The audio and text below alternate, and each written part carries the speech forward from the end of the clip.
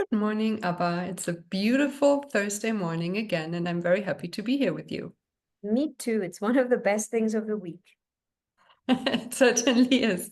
All right, today we have a slightly more serious topic that we want to discuss. So, especially since the beginning of this year, and now it's already May, whether we can believe it or not, things have become slightly more expensive, not just here in the UAE, but generally everywhere. And I keep having conversations, mostly with my female friends, where we are discussing, for example, oh, look, even this coffee is getting more expensive. School fees are getting more expensive. Pretty much everything is getting more expensive.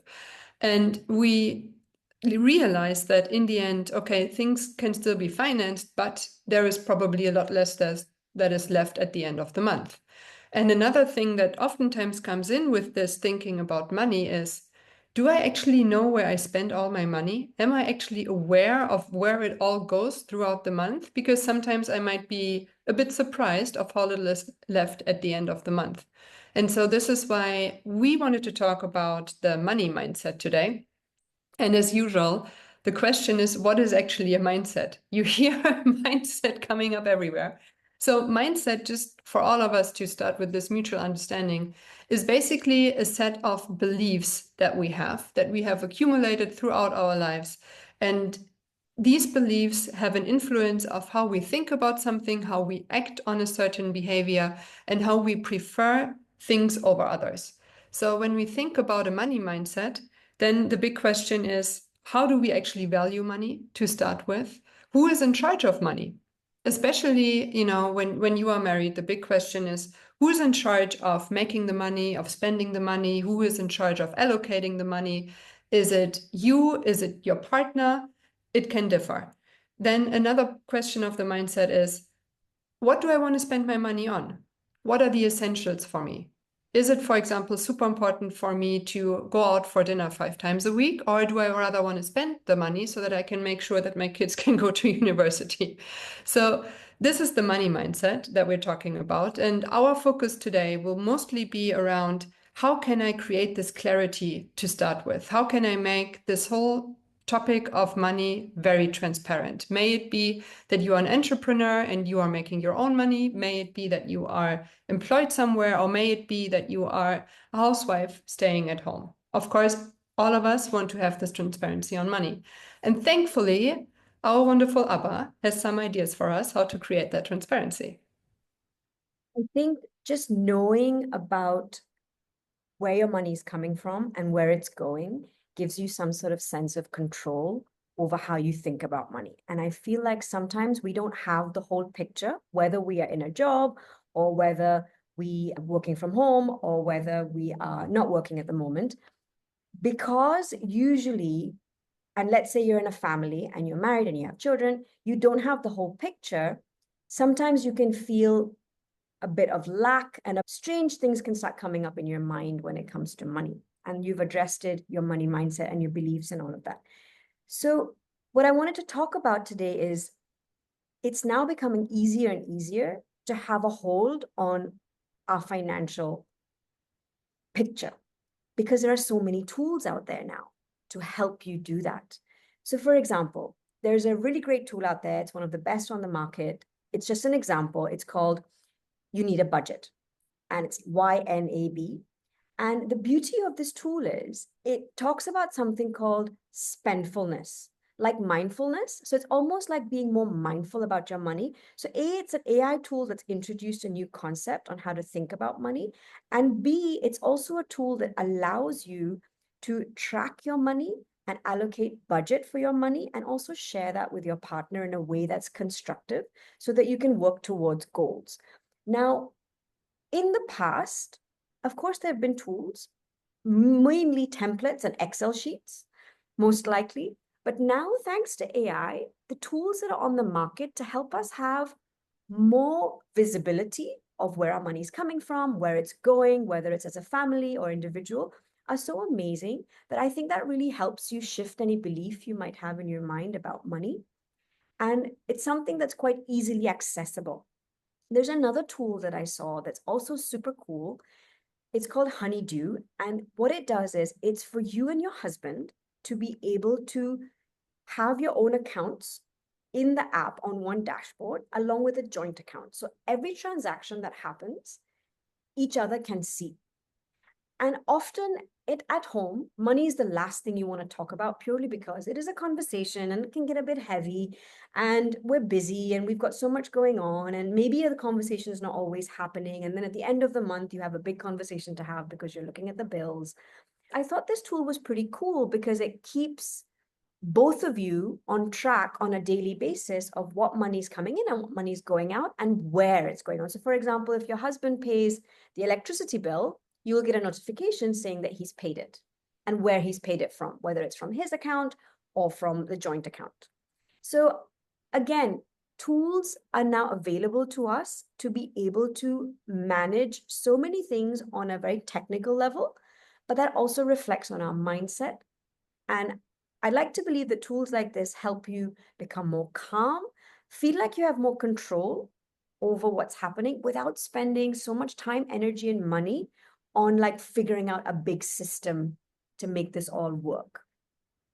I personally find that extremely helpful. And I had to smile when you were saying that we are used to using Excel sheets for this purpose, for example. Now, the problem with an Excel sheet is actually really that it doesn't send you any reminders. It doesn't nudge you, for example, but you actually have to remind yourself to constantly keep it updated. And that is a bit tedious at times, which is one of the reasons why, even though I started to have a budget on an Excel sheet, not just once, but probably twice or thrice, I never really followed through with it.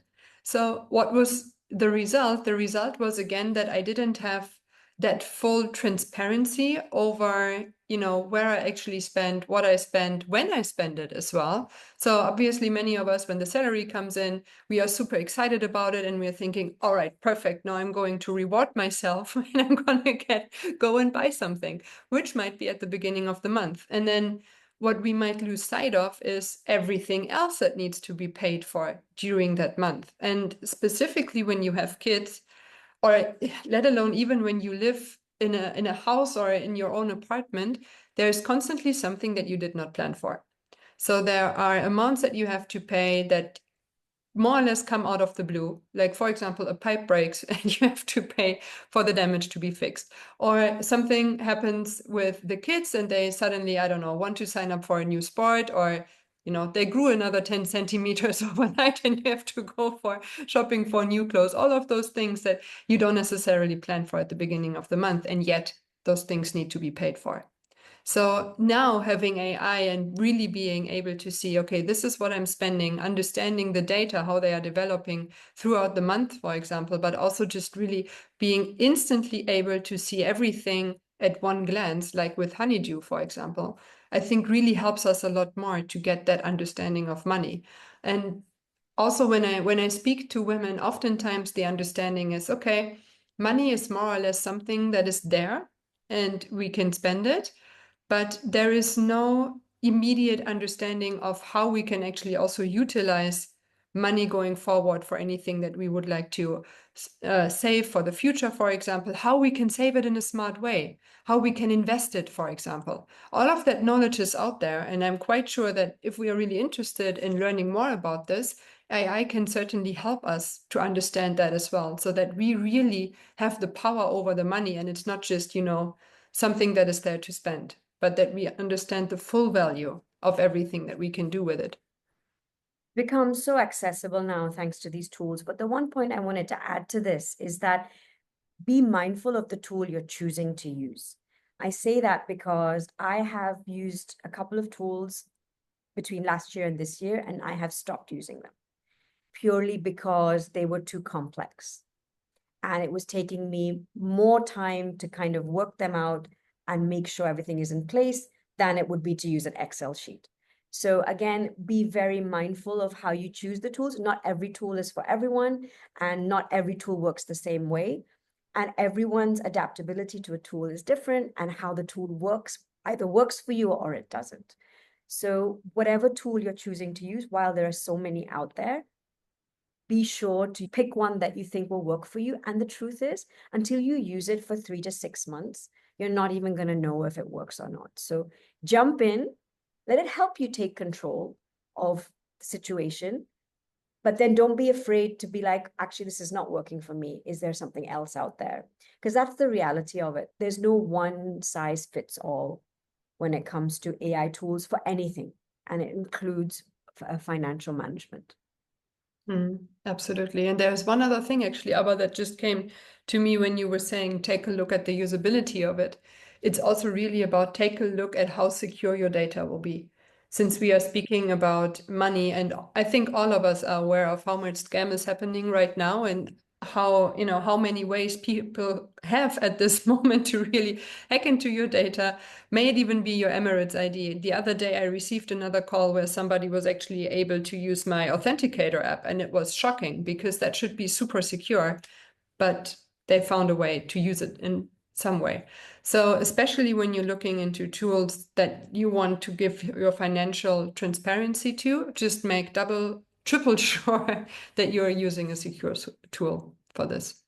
So once you've decided for a tool to use, there are many, many benefits to it apart from the actual transparency that you get on your spending behavior. Since we are talking about money mindset here, it's really your opportunity to understand what is your relationship to money. For example, are you somebody who has a tendency to really hoard money and not spend a single fill that you don't want to spend? Or on the contrary, are you somebody who really spends super fast and then the last 2 weeks of the month, there's basically nothing left? When you look at those data, it also really gives you an understanding of, okay, what could I actually change in my behavior to money to make it, let's say, a better relationship to have with my financials? So if I'm really hoarding money and I'm never spending anything for myself, you could ask yourself, all right, now I have this amount of savings. Which amount do I actually want to get to? What is my bigger goal? And when I have reached that, what could I do for myself? Because I'm also working very hard for this money. So how can I reward myself, right? Money is also there for you to enjoy since you are the one who's working very hard for it. And on the other hand, if you are somebody who probably overspends, especially, in those first days where you received your salary, take a look at the items that you are buying from that money. Are they really necessary? Are they necessary right now? Could those spendings probably wait for a little bit just for you to, stretch out your spendings and be a little bit more stable over the month? All of those things are, let's say, little awareness tricks that you can now do when you are working with such a tool that gives you that transparency. Because ultimately, money makes the world go round. So we might as well really understand the dynamics behind our money mindset. So I hope that this gives you some ideas how to go forward with your money mindset and also to understand what your money mindset is. And then with this, enjoy the next salary that's coming in, and we will see you next week.